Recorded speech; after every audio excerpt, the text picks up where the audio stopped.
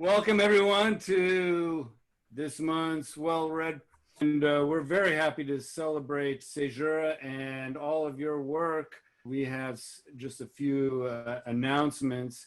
We have upcoming events this month at Third Thursday featuring Joel Katz. So you can visit our Facebook page or website, pcsj.org, for more information about that event and upcoming events as well. And next month's event, Well-Read, will feature the environmental poets from the festival, a little bit of a different twist with Lucille Langday of two esteemed anthologies of poetry about our environment and giving new perspectives on the challenges ahead of us. So hope to see you next month for that. And let's get you on board, Joe, with announcements regarding Work San Jose. All right. Thank you. Yeah, so with Works, we are, of course, also all online at this time. And we've got tomorrow night Flash Fiction Forum. So look us up on Facebook and online, and check out Flash Fiction Forum. They're also have a Facebook site where you can register for the event there and hear a curated group of 12 flash fiction readers. And you can always go to flashfictionforum.com to see how to participate in that event that where we sponsor by getting poets and writers and I know some of you guys out there in the audience have participated in that. We've got a couple of exhibitions online. We're continuing with for Mr. Floyd, Ms. Taylor, which of course, as the title implies, a really serious social justice kind of exhibition. You can just go to worksanjose.org to check that out and look at our online exhibition. We also have a new member site put up where members of Works, and I know at least 4 of you who are members, have visual art up. All of our members are not visual artists, of course, but many are. And so we typically have a member exhibition once a year. We're not able to do that in person, so we've set up a way to see a little bit of their work, kind of a portfolio of mostly South Bay artists. So go to our website, click on member art, and you can see it there. Maybe we'll be able to take a look a little bit later on at the Cæsura art, some of which is from Works artists also, and just people who are out there in the world who have submitted, and we have some of that as a little bit of a preview of the issue to come. I'm going to give it here to Rob to introduce folks. Well, thank you, Joe, for the announcements, and thank you to Work San Jose for co-sponsoring so many years and bringing the word out to San Jose and beyond. Let me introduce now our host for tonight's show, Mr. Bill Cazzini, poet, editor, actor, director. He studied theater and graduated with a BA in English from San Jose State University. He's on the board of Stabby Doll Media and Poetry Center San Jose, and he is currently working as editor-in-chief of your literary journal, Cæsura, and as a documentarian. Please give it up now for Bill Cazzini. Hello, everyone, and welcome. It is an absolute delight, at least with Zoom, that we now have people from New York, India, you name it, all over the country and globe. So thank you for being here. Because we're on Zoom and because we can have our non-local poets participate, I decided to really pack this reading with poetry and poets. I will not take time reading bios or making introductions beyond reading your name. And you don't need your bio because you are all published and respected authors. I will give a heads up to the person reading after you as a poet on deck. Then I'll welcome you, we'll spotlight you, and you can go ahead and read your poem. While you are reading, the next person up will be unmuted. They're just going to make it easier to spotlight people. And so if you are the next person up, just be aware that you're unmuted and hopefully don't slam around too many books or papers. Even though we have a lot of readers, do not rush your poem. I want you to keep your poem's introduction brief, but read the poem as it deserves to be read. And the people that are reading haiku, so some people tonight are literally just reading a haiku, please read it twice in a row, okay? And then if time allows, we have some other great readers on our alternate list. I would love to have them join us, so we will see how that time works out. For Cæsura this year, I want to thank our staff, Shaka Campbell, Alexander Galou, Linda Lappin, and Nils Peterson. They've put so much heart and insight into the calls that were created and into reading and judging all of the poetry and art submitted. And then a special thanks to Joe Miller, our art editor and designer. Anything late with Cæsura right now is my fault. I was very slow in getting things delivered to him because of some family issues. But Joe has been our art designer, editor for 16 years since Cæsura became a perfect bound book. And it was in special editions, and some years where there are 2 editions. He's been the art designer and editor for some 22 beautiful books. So I want to say that. And then as just a quick intro into this year, one of the things Cæsura is always trying to do, we're trying to stay connected with our local membership and writers, and we're trying to get poets obviously from across the country and globe to submit. And we're also trying to create space for new and unpublished writers.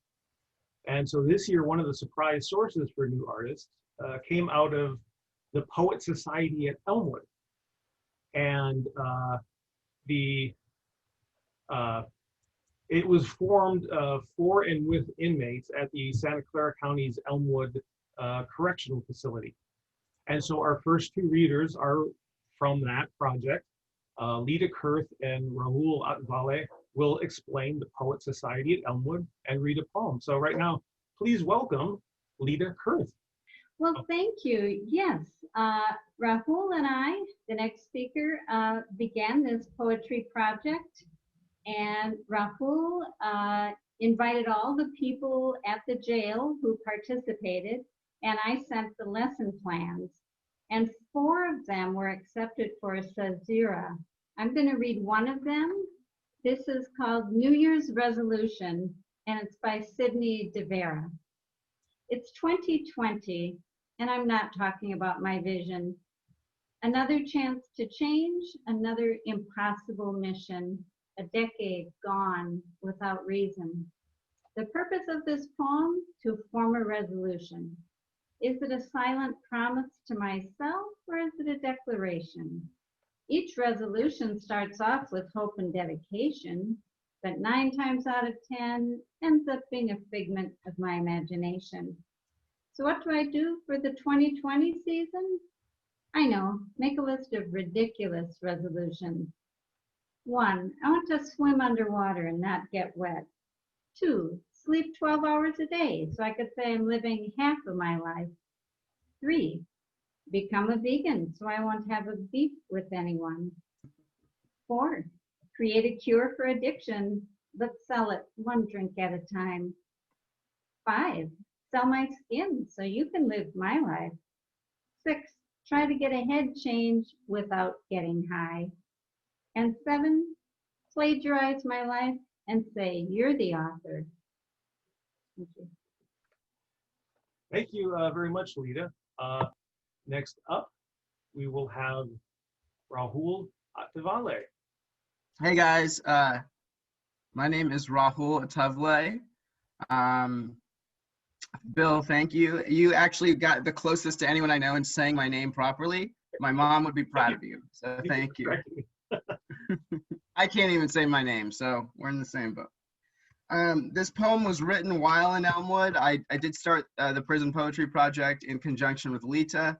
And the way, if you want to help people in custody with the amount of social injustice that are in the jails, is by giving hope. And a way to give hope is give feedback to their poems. We really need a lot of feedback givers. You can go to thegratefulfelon.com, thegratefulfelon.com, to see work that's being posted and sign up to be a feedback giver. So this is called Dreams of Three.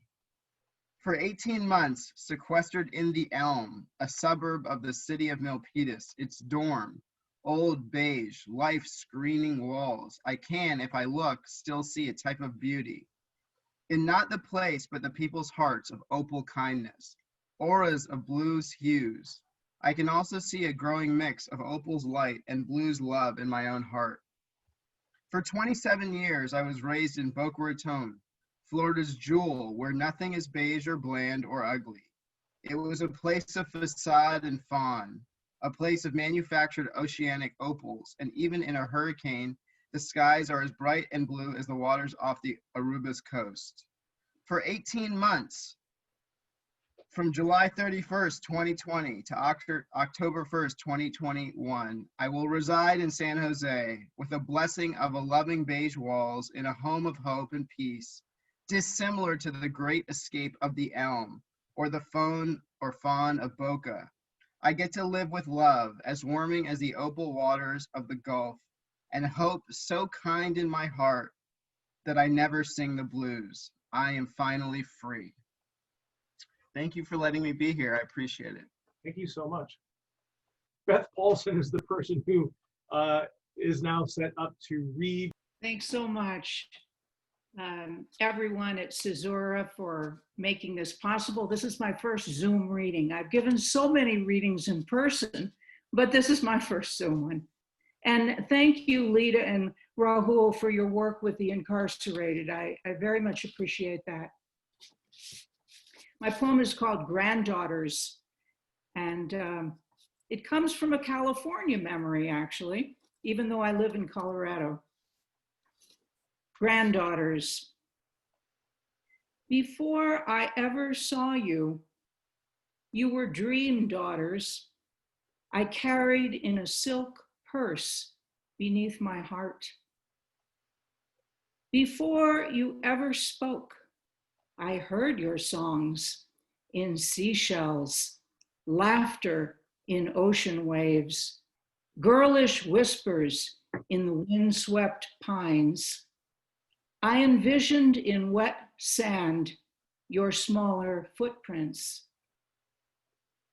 Now, breathless, you run to me, shiny with salt spray. Show me in your wet hands bright pebbles, tiny crabs. You sit for a moment, dripping rainbows, letting me comb sand tangles from your sun hair. When you open your arms, they become wings on which the shore winds carry your strong bodies, all whirl and swing back to the water's edge. The oldest of you waves, calls back to me words I can't hear for happy. Thank you. Beautiful. Thank you, Beth. The person reading now will be Carol's son, and the person after that will be Elizabeth Tomanio. So please welcome Carol Sunde. Okay, I'm unmuted, I guess. Did I get your name right there? Sunde. Sunde, okay. That's good. First of all, I'd like to thank you, Bill, the staff, the organizers, the sponsors, for this evening of poetry. And thank you for including me as one of the poets. My little poem is entitled, Past 70, I Talk to Birds. Today, cormorants, like dull ornaments, pose on Chehalis River pilings. No sun shines to dry their wings, stretched and hung like sodden little morning cloaks dripping into the harbor. Sometimes I wish I were already flown beyond familiar shores. But tell me, oh you cormorants, wouldn't I regret all the lost fish? Gulls complain. Otherwise, silence. Thank you. Thank you, Carol. Wonderful. We now have Elizabeth Tomanio coming up, but on deck is Carol Tix. Please welcome Elizabeth. Thank you, Bill, and thank you everyone at Cæsura. You also pronounced my name perfectly correctly. Yeah, it was perfect. So the poem I'm reading tonight is Two Halves, is the title, and it's about my grandmother. And I think that the rest of it will speak for itself. But just to express my gratitude to everyone listening and a part of this, thank you. Two halves. 6 months without him, she started speaking half sentences. Phrases strung together out of order, words confused for other words entirely, different meaning and sound, beginning with the same letter. Soap for soda, birthday for block, chicken for turkey, all meat is meat, all soup is soup. After only seconds exposed to the air, a carved fruit discolors at the core. How quickly fresh apples spoil. I continue, hands slipping from fatigue on the peeled fruit, removing seeds and slicing into halves. 6 months after he passed, she shared a secret. She wants to go home. She cannot maintain her color when she is no longer intact, split open. Thank you. Thank you. It's beautiful. I don't see Carol in the chat. Is she under a different? I'm here. Can you hear me okay? Yes, okay. Thank you. Great, great. So I'm glad to be here with you all from Iowa.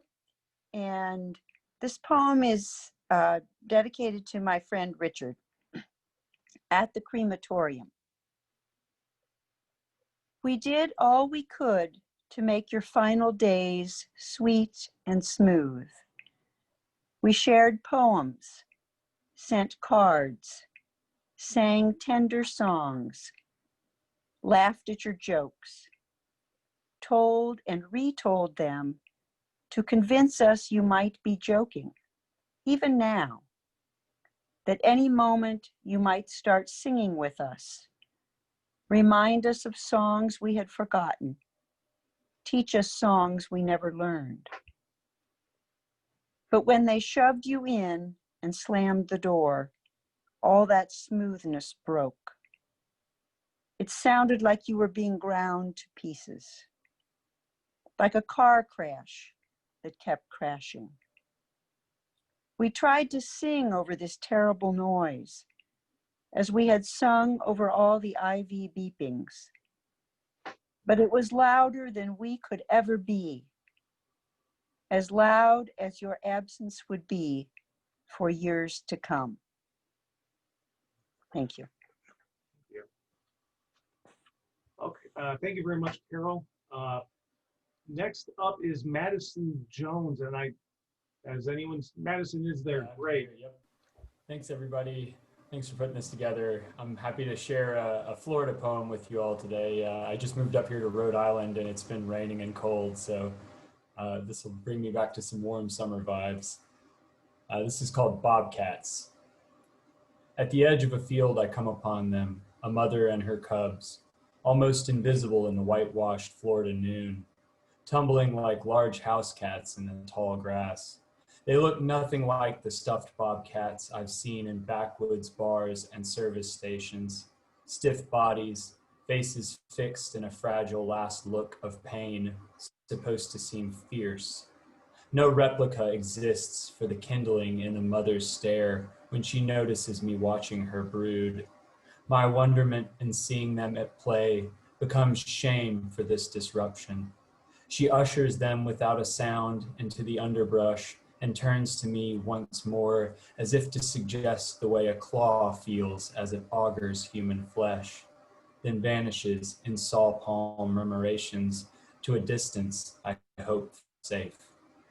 Thank you. Beautiful, Madison. Thank you very much. On deck, we have PJ Krass, but now please welcome Eric McCann Howd. Thank you very much, everybody. Greetings from Ithaca, New York, and thanks to Cæsura for all that you do for the arts. The poem I'll read is Early Morning Call. As I sit in the news of another dead relative, eagles soar above the soft morning air, looking for flesh to bring home to the nest. They say nature has benefited from this pandemic, that it has begun to heal itself, all damage done by our hands. Oceans glow from within again. Flowers can be seen from space. I smell rain in the air and hear distant cardinals arguing over something I will never be able to understand. He was young, but his body too old. We last spoke about me taking the electric organs out of his basement, the ones from the 60s that played audiences young and strong enough to dance past midnight. The rain has come. Thank you. Thank you, Eric. Lovely. On deck, we have Greg Zeck, but now please welcome PJ Krass. Thanks, Bill. Greetings to everyone from Brooklyn, and it's an honor and a pleasure to be with everyone tonight. I'd like to read a poem called Old Dog.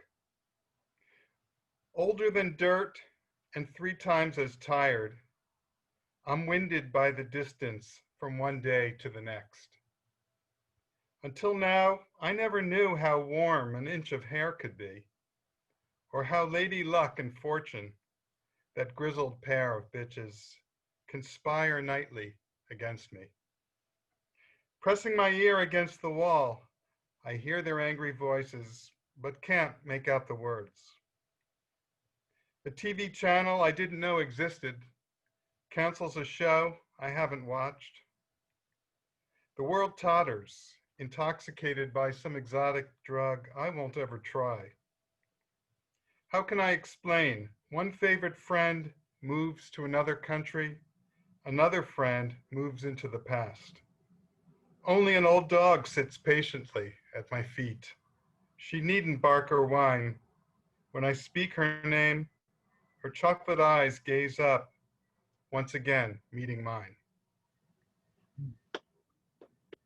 Thank you, PJ. Thank you. Okay. Greg Zeck is up, and I'm trying to unmute. Have you, Greg? There. How about there we that? Go. Okay, you hear me? Fine. I can hear you. And there, now we can see you. There I am. All right, great. All the way from Northwest Arkansas with a California beer. Brother Thelonious, I can highly recommend.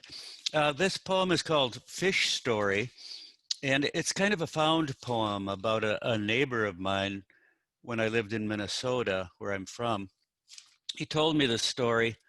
The year before he died, he was out golfing with a foursome and beating the pants out of everybody, this Wally or Waldron, and had a massive heart attack and died on the 13th hole. Here it is, his story. He had on a Johnson silver minnow about 2 inches long with an Uncle Josh white pork chunk. He hooked one and set the hook so hard he rolled rump over tea kettle in the bottom of the boat. We were laughing and hollering so hard and shaking hands when he hauled in the 15-pound walleye, talking already about coming back next year. Rudy and Dennis came over afterward and showed us their stringer. They also had a few from that deep, cold lake, with the boulders shining up like stars from the clear bottom. Thank you, Greg. Wonderful. Now we have, let's see, on deck, we have Kristin, Camitta, Zimet, and currently we have Gregg Shapiro. Hello from South Florida, y'all. Thanks to Bill and to the magazine and to all the poets. This is a poem called The Plate Spinner Falters. In the beginning, he thought it was the sticks and poles conspiring against him, tired of what they considered to be the thankless task of pulling more weight than he. It was a theory he was unprepared, unwilling to test, examining them with an eagle eye for splits and curves, a hollowing out. All those revolutions, he never saw vertigo waiting in the wings like an anxious understudy. Now, if he even looks at a ladder, he must find the lowest, flattest surface on which to sprawl while the ceiling twirls in the opposite direction. When all he really wants to do is curl up in a fetal position, so round and tight, he would be mistaken for a cat's eye marble. Thank you. Thank you, Greg. Let's see, on deck we have Dion O'Reilly, but please welcome now Kristin, Camitta, Zimet. Please correct that pronunciation. Kristin, Camitta, Zimet. Close. Hello, friends. Some poems come sweetly. This one jumped up and bit me. I was at a board meeting. Good people, good cause. We leaned over the vision chart and someone drew a swastika. She said, "Oh, I was just doodling. Anyone would have drawn that. I don't mean anything." So this is swastika. Four-legged spider after a botched killing wriggles into PowerPoints, squirms off the page into the boardroom. In counting houses, it hangs sacks, swings over docked heads. On the pillow, it crawls circles, webbing night. Furred with human dust on gap-toothed shelves, its shadow rakes and knots. The yanked books lapse, ash over charring spine. And before the love seat, the news reels on. Mannequin soldiers, children whose bellies bug out, eyes sucked empty. I have the remote. Click. A silky static. I mean nothing by it.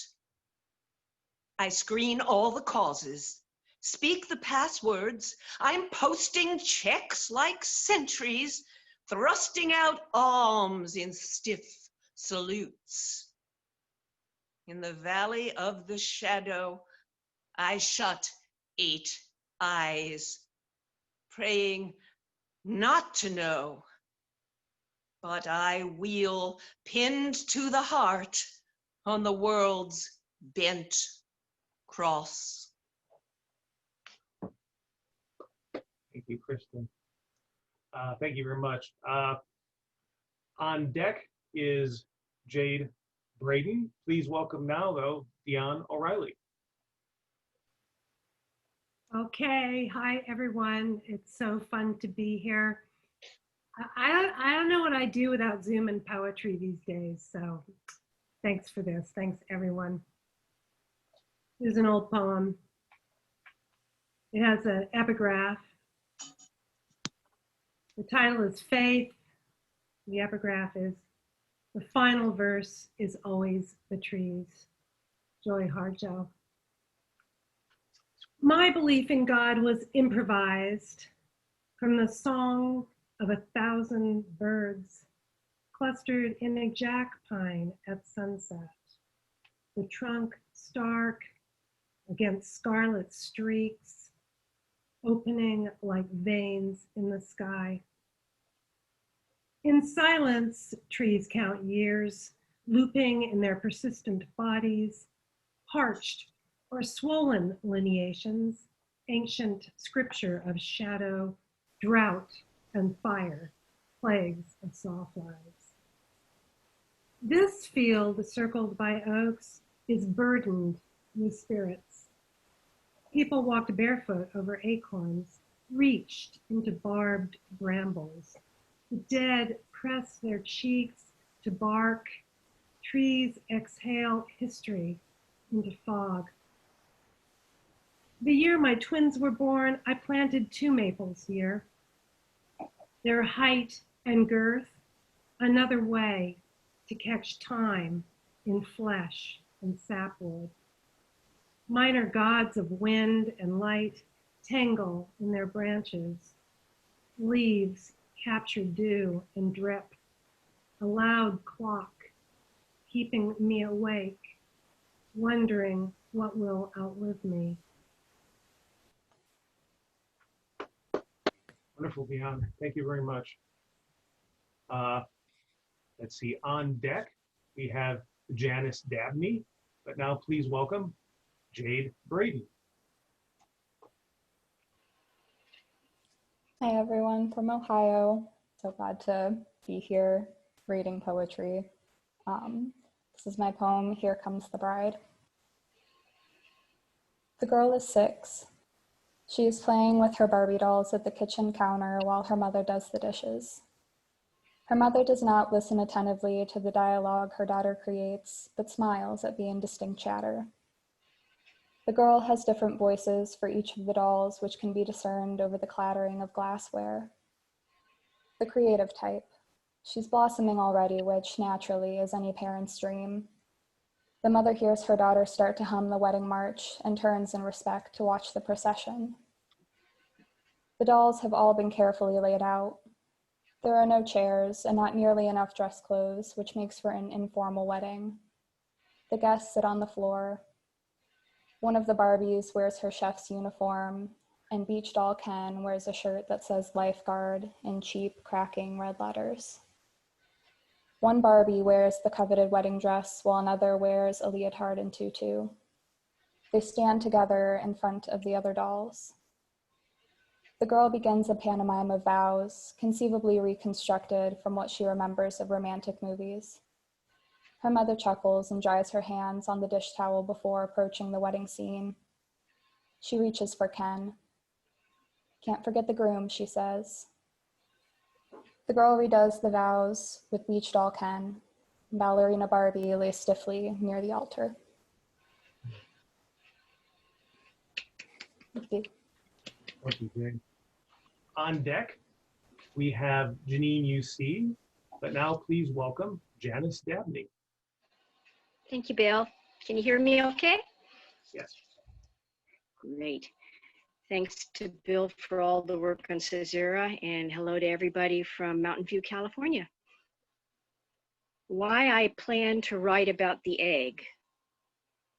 Because it ends where it began, begins where end resides.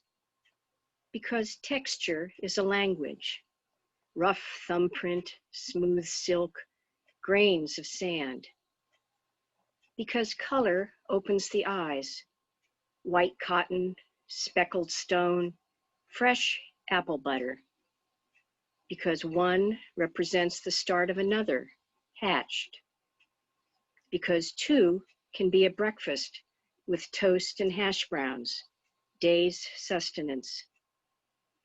Because cracked open exposes a sun in the bowl, floating in sky.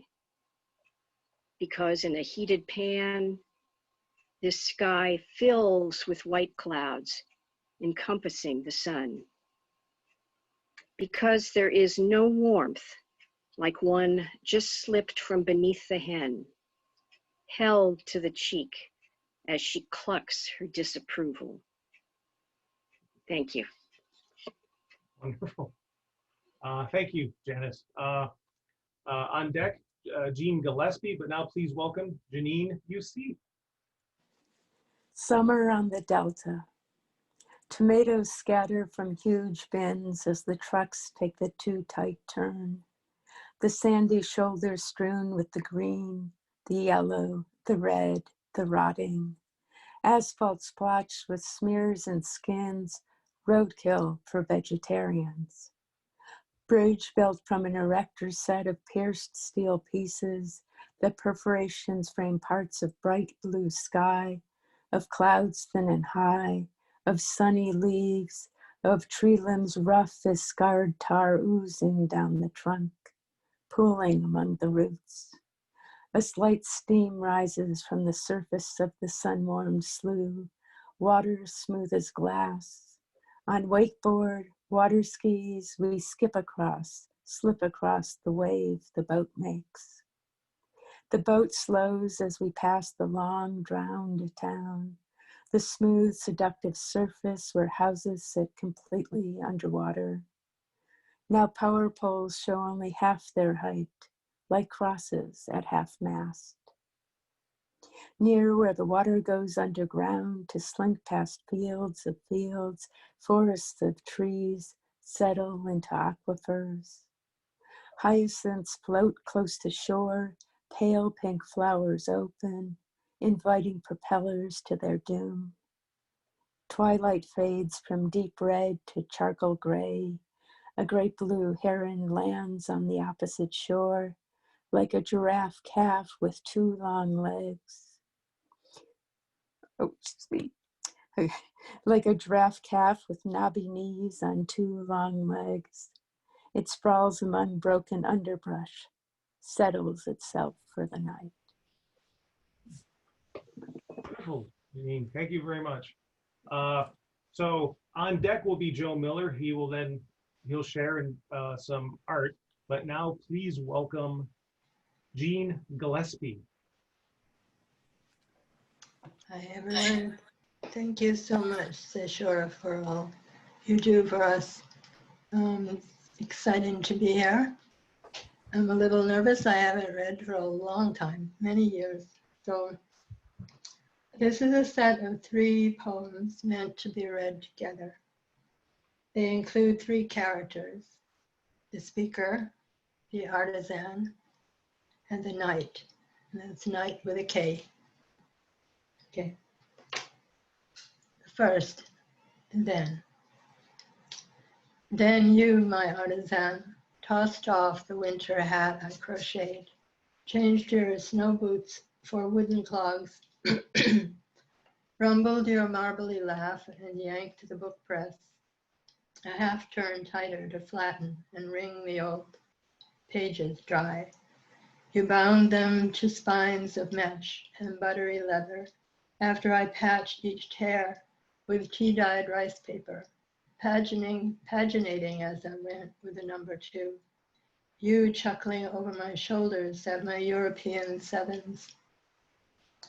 You restored and retouched me, deftly scoring indelible schema, with your bone folder ever handy in a pocket.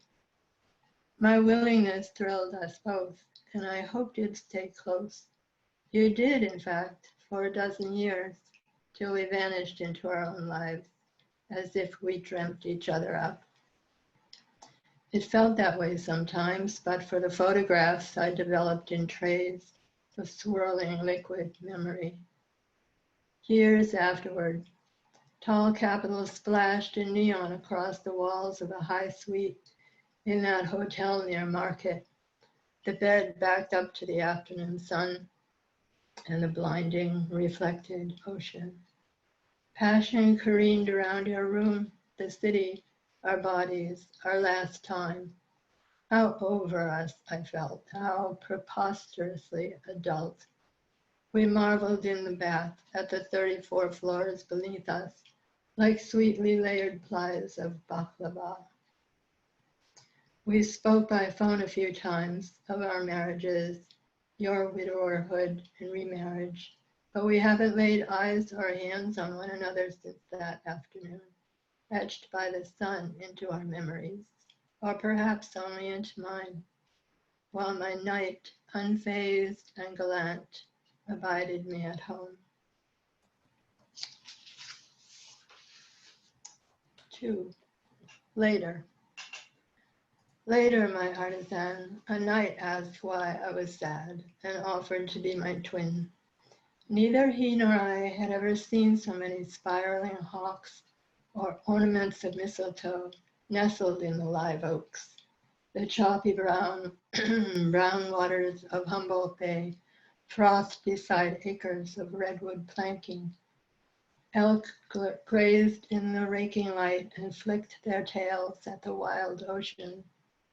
Along the Long Tom River, buds struggled through drapes of sopping, velvety moss. We let go of all the ways we were careless with ourselves and crammed every possibility into a staggering 1,500 miles of driving, a catalog of situations.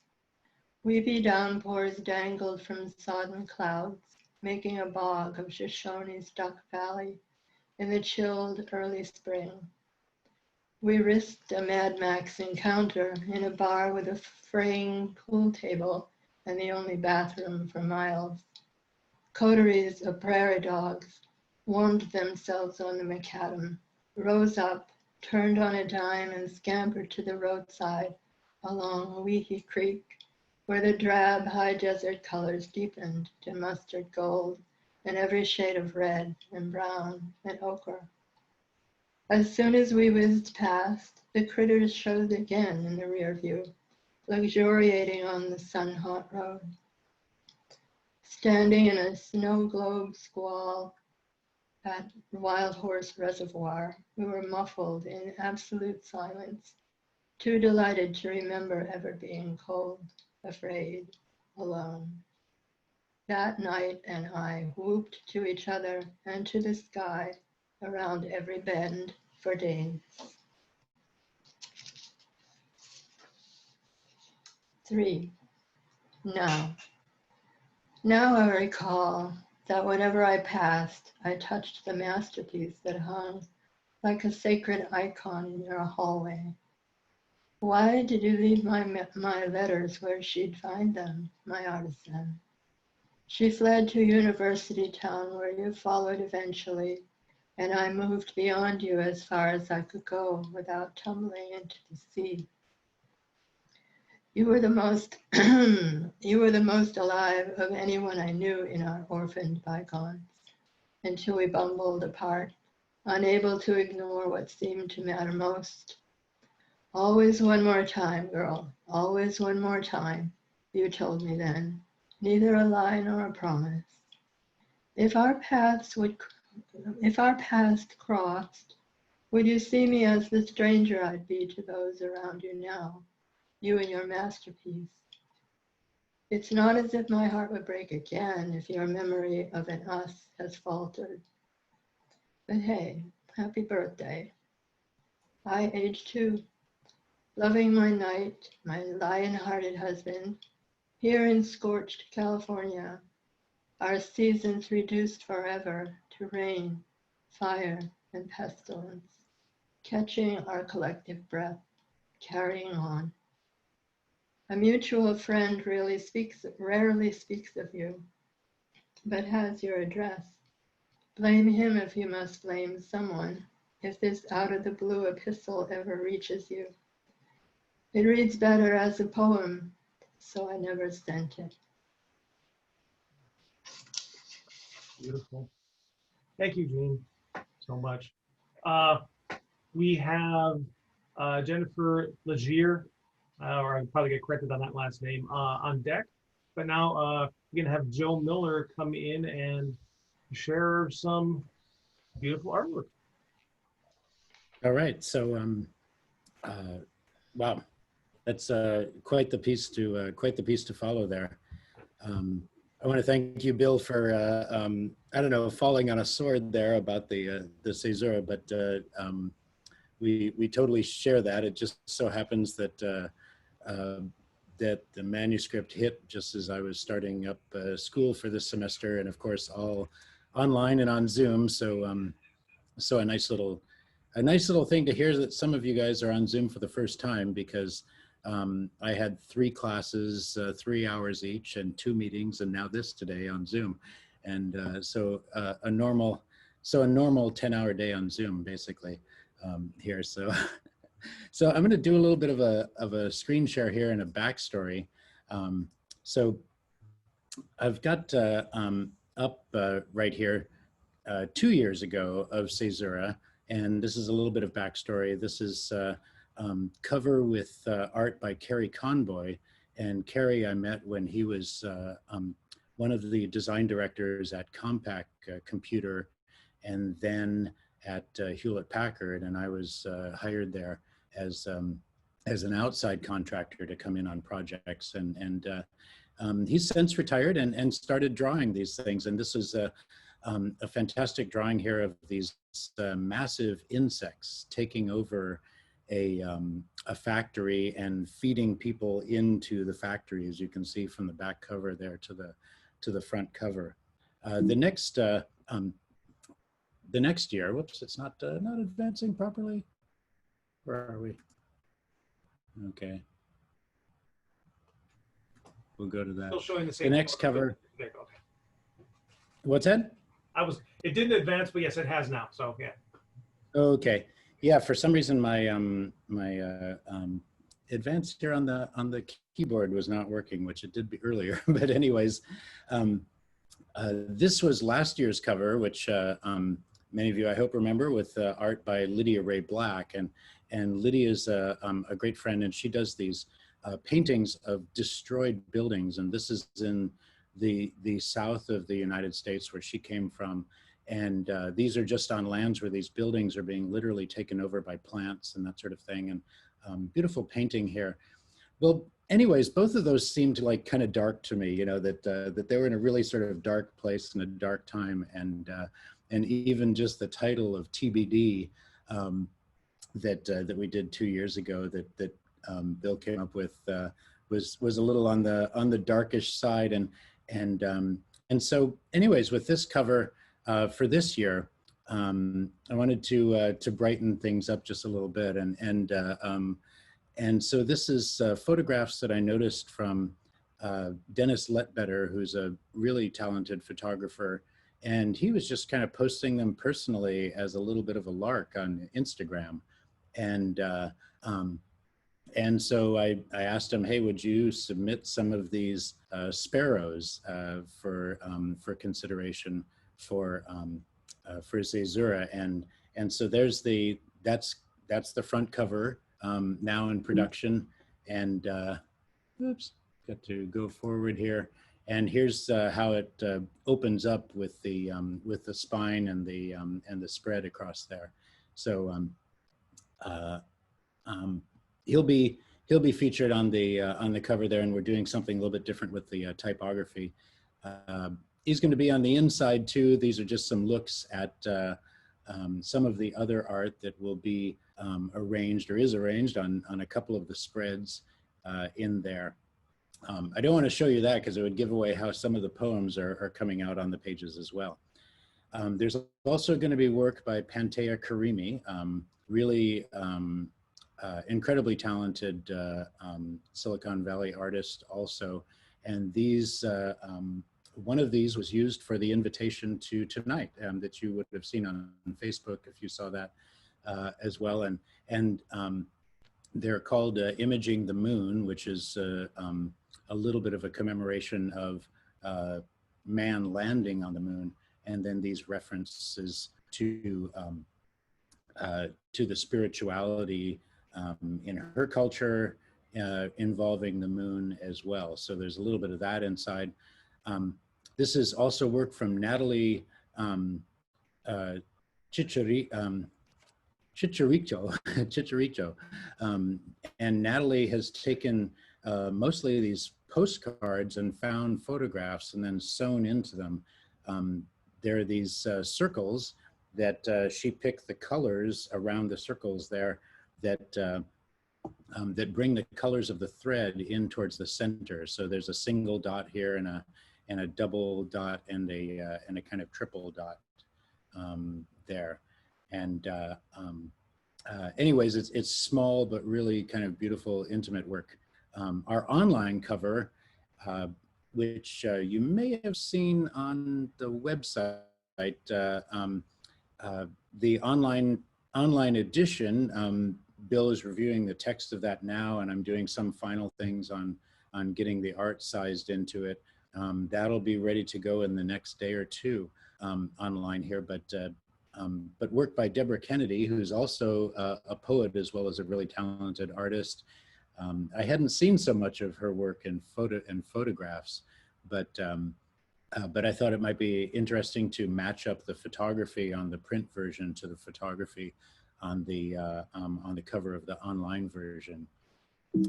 And that's our little preview there of the artwork. I'll come over here and kill out of the share for us. So so there's a little look at what's coming in the few days ahead for the online. Sorry about that, and the several days ahead, but near ready to go to press with the print version. So thanks, Bill, and thanks also for your patience with me. All right. Thank you. Okay, so we have Jenny, Hykes, Jiang on deck, but now we have up Jennifer Legier. Yes, and you pronounced it correctly. Thank you so much, Bill and Cæsura, and hello everyone from Monterey, California. I'm thrilled to be part of this publication and part of this reading tonight. And it's appropriate that this particular poem follows all the beautiful artwork that Joe just shared with us. This one's entitled "A Painting Nobody Would Ever See." My brother-in-law is dead. His misogynistic portraits of unhappy, distorted women who got between him and the bottle hang like trophies on my ex-husband's walls. Their alcoholic father was also an angry artist who threw away his career. During one drunken rampage, he sabotaged a New York opening, slashed and smashed paintings, trashed the gallery, insulted his patron. These men dedicated their lives in a relentless dive to the bottom. They left behind wives, lovers, children, boxes of unread poetry, unseen canvases, passed on a legacy of debilitating addictions. Thank you. Thank you very much. On deck, we have Lea Aschkenas. Up now, please welcome Jenny, Hykes, Jiang. Thank you. I am really happy to be here and to share this time. It's been fantastic to hear all your poems. My poem is titled Trade War. Trade War. Shanghai to Jinhua, riding across from us, they ask me something about Nali, where, and when I answer Meiguo, America, they laugh. This train doesn't go that far. They've just finished the corn harvest from their 1 acre, stacks of bright gold against lath and plaster walls. Left their 6-year-old all ready for his new school year. They ride back south to gray smokestack cities, gray factories, gray factory dorms. Number of times, ways the terms change, pay shortened. They tell my husband, Pian, cheated. Sunflower seeds crack and burst between cracked teeth. Dry, peeling lips purse steaming glass bottles of green tea. Leaves unfurling, adrift. I could recognize their beefy, swollen fingers as frostbite because my husband has the same hands. But to do this would mean to do something I don't want to do yet. I take their photograph because I have a nice camera I want to use, and the privilege to consider them novel, collectible. She wears a frilled crimson blouse, black polyester blazer, matching slacks, a short strand of tiny yellowed pearls. Chapped cherry red cheeks, coarse hair, tied back black as the night trains cold window panes. She gazes as I focus, flash, smiles after. It's months, maybe years later, when I hear the candidate's wife grumble in an interview about how tired she is on the campaign trail. Now I have to go back and shop for Christmas presents and try to find any toys that aren't made in China. The last word almost spat. Also, how many years go by before I think to question whether she is joking when she says, finally, I've made something of my life since my picture will go to America. Thank you. Thank you, Jenny. Beautiful. Okay, on deck, we have Maggie Diamond. Please welcome now Lea Aschkenas. Okay, thank you. So it's, no one ever gets it. It's Lea Aschkenas, but you are very close. Okay, hello everyone. I'm going to read my poem, Salvation. Once on Wawona Road, I found a dead mouse curled against the gnarled trunk of the old buckeye, where I would flatten myself during hide and seek. My narrow belly and sunburned nose scratching against the corrugated bark. The buckeye's knuckle-hard fruits clenched like little fists of victory, dangling just beyond my reach. I was a stranger to death then, but felt a sadness so deep it seemed familiar. A fairy tale belief in the reversibility of fate, so fervent it propelled me to pocket the mouse. Like a mother kangaroo, I carried her around all day, hoping the warmth of my body would revive her. I kept her wilted form a secret, not allowing even myself a peek for fear of jinxing her recovery. Have you heard of the way a tree knows when its time has come?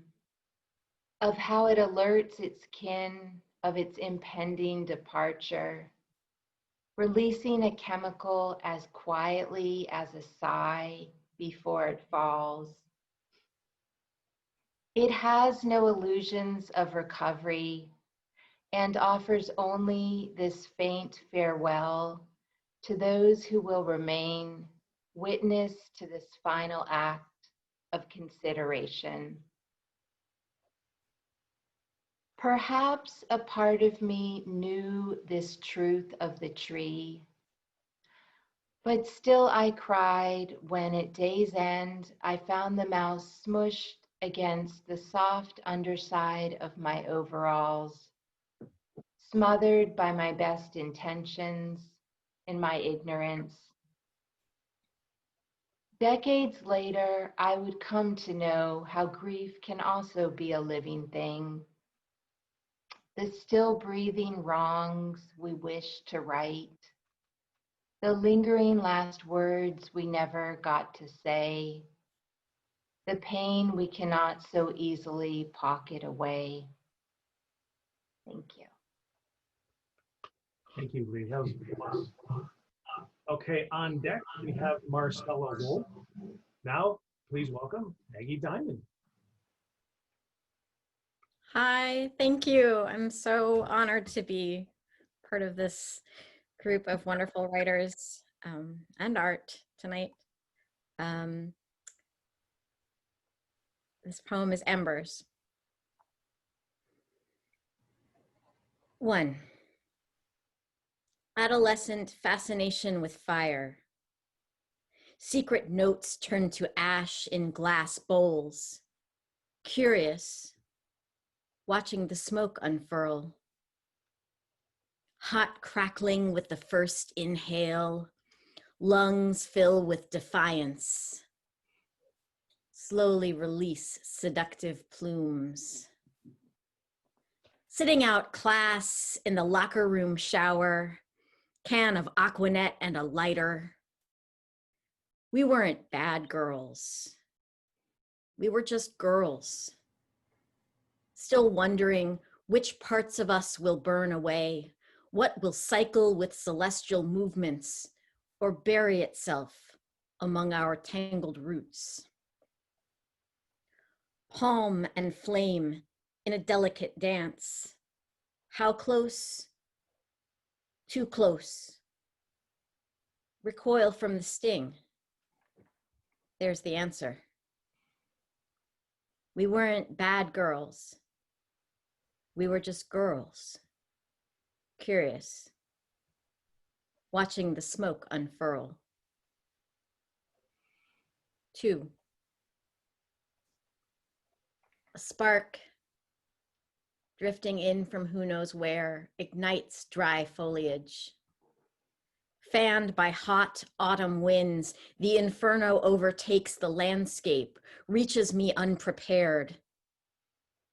Slight panic. Save what's most important. For God's sake, don't add fuel to it. My inner teenager wants to watch it burn, feel the heat surround her body, marvel at the power and beauty. Lessons learned from conflagrations past. They weren't bad choices. They were just choices. But the stakes grow higher with the flames. The blaze contained for now. Embers, wait to be doused by winter rain or rekindled by a passing breeze. Wow. Thank you, Maggie. Thank you. Okay. On deck, we have Mario John Chris. Now, please welcome Marcella Wolfe. Thanks, everyone, the great readers, the team who pulled this together, and the artists.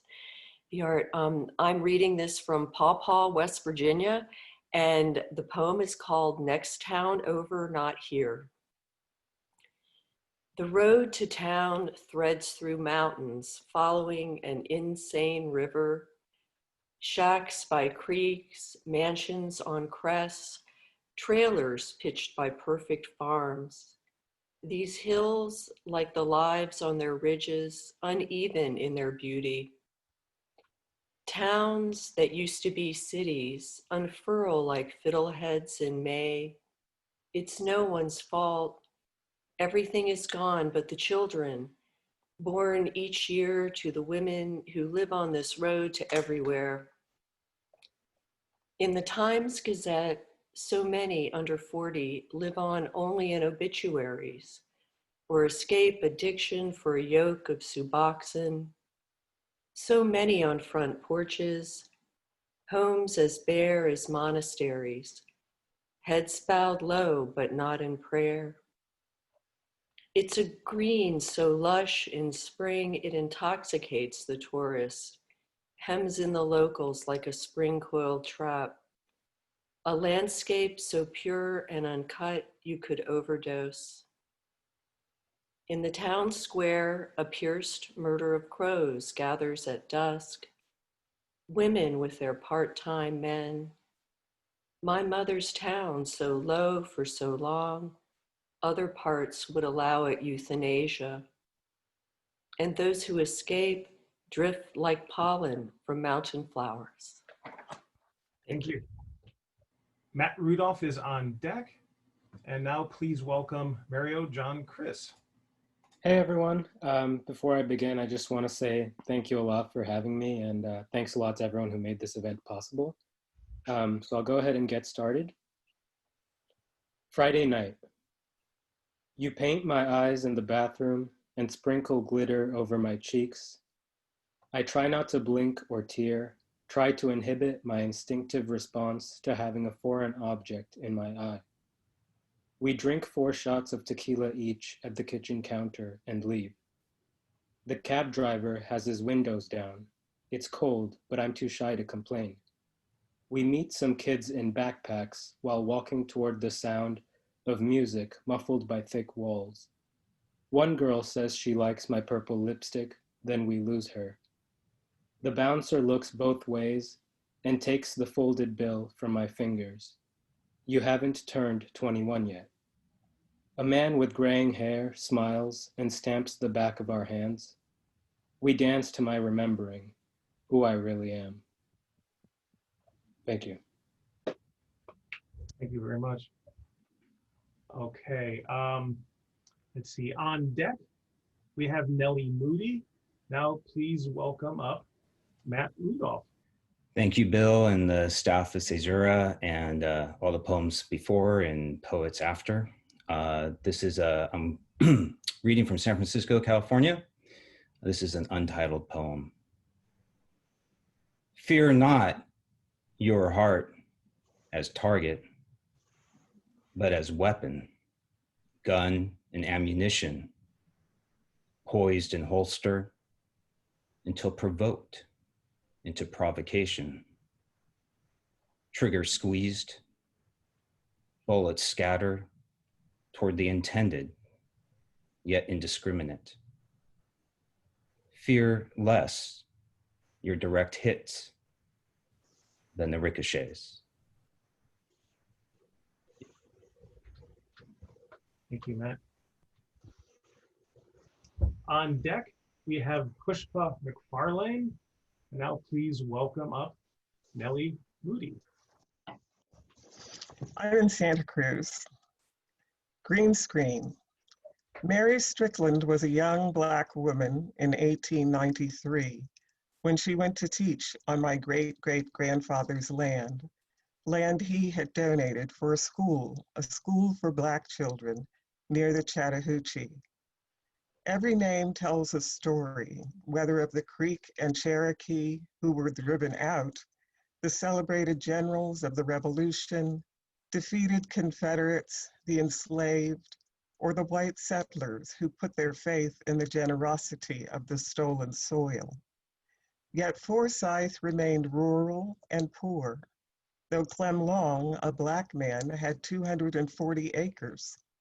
He could not have foreseen the events of 1912, the lynchings, the forced exodus of families who had tied their hopes to the land for decades, the appropriation of all they had worked for before and after bondage. Still, the sharp edges of post-emancipation must have electrified the air, the resentment, the hatred that was dry kindling to any tiny flame. There was fuel in the bones of the whites. Clem had been a slave for 40 years, and that is the moment I might have wept to witness had he lived to see it, the awakening from slavery to yet another bondage. Thank you. Thank you, Nellie. On deck, we have Rashna Wadia, but now please welcome Pushpa McFarlane. Hi, everyone. My poem is a prayer to Ganesh, and this is a small version of what it looks like. I don't know if you can see that. I don't know. No. This is what it looks like. There we go. Just so you know. Okay, it's a prayer to Ganesh, the elephant god. Om Shri Ganesha Namah, translated as Om, salutation to the illustrious Ganesha. Shri Ganesh means to begin a task and to be blessed at every step of the course. This I learned as a child. I've known you as long as I can remember. You atop the low teak stool with the sculptured feet, broad curves concaving, then spreading out at the toes, as if the wide stool was squatting on its haunches, pondering. You sat within a frame, not a gold embellished one you deserved, but a simple wood frame, grayed and flat, holding the glass, the picture bordered with ornate scallops, the colors radiant around your form, your gentle eyes watching me bent on my knees on the hard cement floor, my forehead touching the ground, eyes closed, my hands joined in prayer. Perhaps you knew I would seek you out to guide me and help me focus. You who can remember, now help me forget what weighs me down, what stops me from being myself. It has been years now since I've seen you, your picture on the tea table, or the house it sat in, where I was born. All this I left behind when I flew across 2 oceans. In these passing years, when I sit quietly and ponder about my life, I find myself revert to that humble image of myself, a young girl kneeling on the floor, sunlight dancing on the bars of the open window, as sweet birdsong sneaks into my solemn prayers. Thank you very much. I don't know if you can see that. Yeah, back up a little bit so we can see the whole thing. Huh? I would say just back up a little bit so we can see it. Okay. Well, Back up. I don't know. The small one, it doesn't show. But yeah, no, it doesn't show. it's a bit light, so I can't really tell. There you go. Now we can see it. Yeah. Perfect. Thank you. Thank you so much. Yeah. On deck, we have Shrikant Kapuri. Right now, please welcome Rashna Wadia. This poem is called To Break Oneself Open. To break oneself open, feel what is in front of you, the anger, the grief, the rage, the sadness, every emotion that you ignore and wish away. Embrace it like a mother's warmth, a lover's touch, a butterfly's grace on a summer day, and then release it, for it was never yours to keep. Let the sea and sky swallow the pain you hold, as it belongs to them as many things do. And like the winds carrying away a storm, watch and wonder as streaks of sunlight filter through the darkest caverns of your heart, shedding light on the open spaces waiting to be reborn.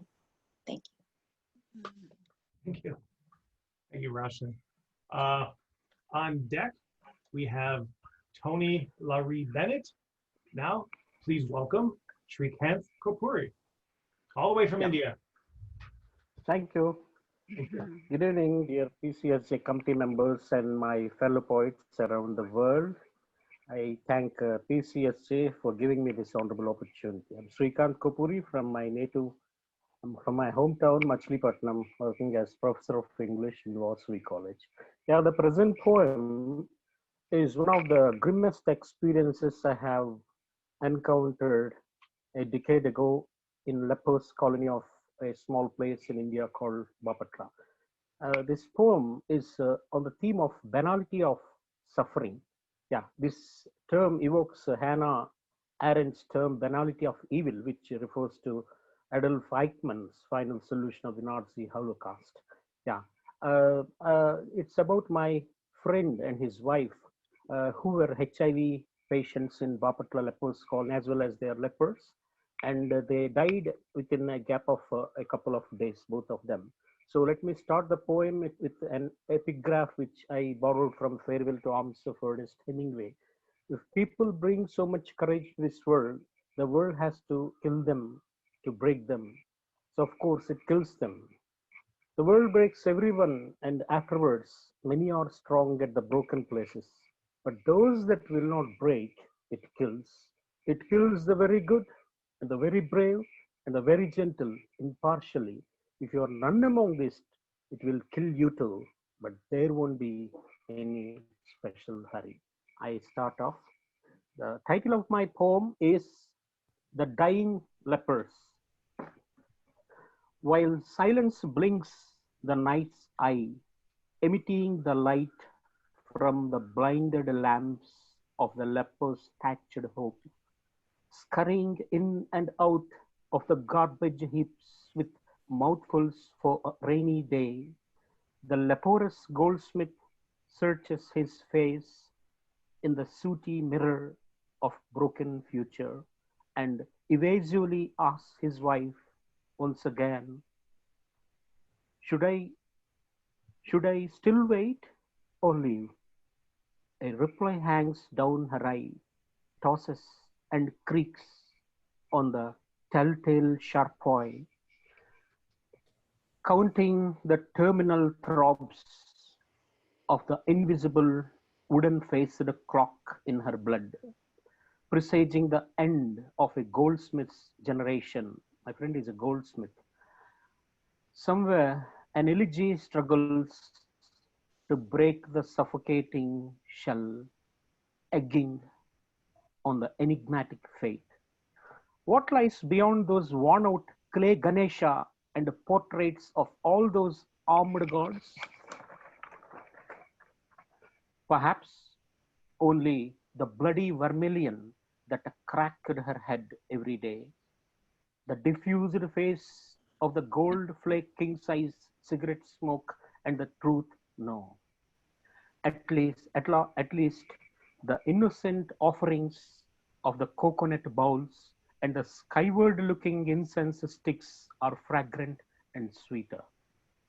A familiar gush flickers the credit of banknotes on the table, awaiting a bottle of wine or a terminal journey to his concubine in the HIV colony of Bapatla and the world beyond for the flaming tongues of the ultimate communion.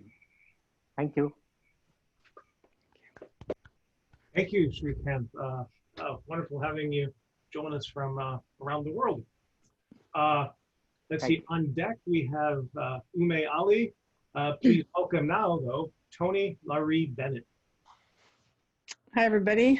My poem, first of all, thank you for including me in this group. It's really an honor. My poem is called Gathering the Scattered Leaves, and it is based on the Sibyl who was reputed to live in a cave at Cumae near Naples, and I was able to visit that cave, 1996. The epigraph to the poem is from Dante's Paradiso. So on the light leaves beneath the wind, the oracles the Sibyl wrote were lost. She was writing down all the prophecies, and then a wind came in and all of the papers were blown about and mixed up. Gathering the Scattered Leaves. Don't blame the wild prophetess possessed in her deep cave with divine messages, writing words and symbols frantically on stacked leaves, oblivious to the wind that scatters them. The poet should never be taken lightly. Poets are expected not only to explain the past, but to predict the future. She must conceive of the universe as a single work before she can play the notes of the world song. But it is the reader who must reassemble the scattered leaves in her own mind, must reunite the words after the prophet sets them down. Don't blame the poet. She, the reader, must reunite the words. Thank you. Thank you, Toni, very much. Okay, on deck, we have Vicky Harvey, but now please welcome Ume Ali. Hi guys, it's Umi, by the way. That was pretty good, that was close enough. Thank you so much for having me today, and thanks so much to everybody else. All the readings have been amazing and inspiring. And thank you for giving my poem a home in Cæsura. So this is Pinprick.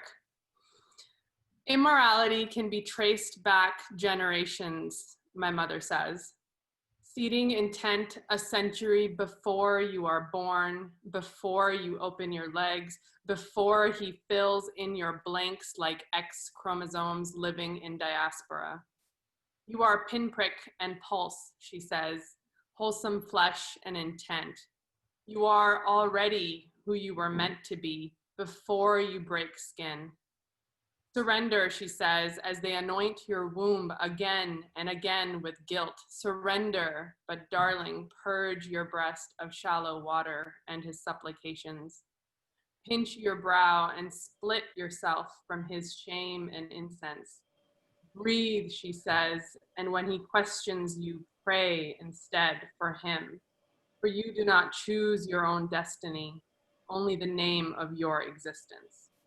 Thank you. Thank you, Umi. Okay, on deck we have Victoria Johnson, but now please welcome Vicki Harvey. Hi, I'm reading from Santa Clara, California. Excuse me, and I'm reading a haiku-ish haiku, which I'll read twice. Lace leaf maple, lace leaf bloom. Copper colors speak to me. When will I see you again? Lace leaf bloom. Copper colors speak to me. When will I see you again? Thank you. Thank you, Vicki. We are now going into the alternate readers. So on deck is Jade Bradbury, but now please welcome Victoria Johnson. Thank you. I'm just blown away by everybody's readings. I'm just amazed. I can't wait for the print version to come. So thank you, Bill, for this wonderful collection and all your editing staff that just has such wonderful work. This is a haiku, and I was in Trader Joe's in March of 2020, and I was shopping, not expecting to see the mayhem I was seeing because I was out of the dark for a while. And so this was my first time out, and I was shocked at what I was seeing, and people with their carts overflowing with food and canned goods and toilet paper. And all I could remember thinking, because somebody told me, get to the store and get stuff. And I didn't understand why, but I went, and I was just thinking, really? Is this how you want to go out? It's going to be the end of the world as we know it, and you guys are going to be here arguing about toilet paper. So anyway, this haiku came to me. It's called How We Will Be Remembered. Global Pandemic, March 2020. Our generation bought toilet paper in bulk when shit hit the fan. I'll repeat it. They asked us to read our haiku twice. How we will be remembered. Our generation bought toilet paper in bulk when shit hit the fan. Okay. Thank you, Bill. Wonderful. So I guess on deck is MD Berkman. So now please welcome Jade Bradbury. Thanks to everybody. Is everybody hearing me? Thanks to everybody for a wonderful evening. This has really been very special. Here's a haiku that doesn't have a title. Hawk on airport fence watches metal birds rise, land, like they know what's next. Hawk on airport fence watches metal birds rise, land, like they know what's next. Thank you. Okay, let's see. On deck we have Dennis Noren. So Dennis, we're getting to you. And now please welcome MD Berkman. Thank you. And thank you for including me in this wonderful group. Thank you for sticking around. Okay. I'm from New York. It's the moon. I know there have been many others before me, setting you as a pearl in blue velvet, holding out their lips for a kiss as if one could come closer. Following your lead in the hunt, virgin arrows ready, begging you to drop the prey from your yellow teeth. Drinking your health until you refilled the glass, crossing eyes to reveal you as a flower. Smiling at you on your side, tucked in the night blanket, mopping your face in a streaming windshield. Singing songs they swore you taught them, telling you tales others had laughed at. Taking your hand through the dark forest, shivering when trees veiled or clouds shrouded, crying as you departed bloodstained before night was over, hanging their hopes on a thin crescent, losing through telescopes the familiar kind eyes, swearing you to secrecy over spy deeds, claiming you made them sane again if they stared for hours, laughing when you popped out between buildings, waiting for you to change houses so they could build anew, harvesting as if your cycle proved their own immortality. But I have always wished upon you, thinking the stars too small and far to notice me in the dark. Thank you very much. We literally are now at our last reader, unless someone who has skipped earlier or is being oversight. So if you're expecting to read, raise a hand, send a note. Otherwise, right now, please welcome up Dennis Noren. Thank you, everyone. A haiku. Clean air, but spring untasted. Hugs forbidden when we need them the most. Clean air, but spring untasted. Hugs forbidden when we need them the most.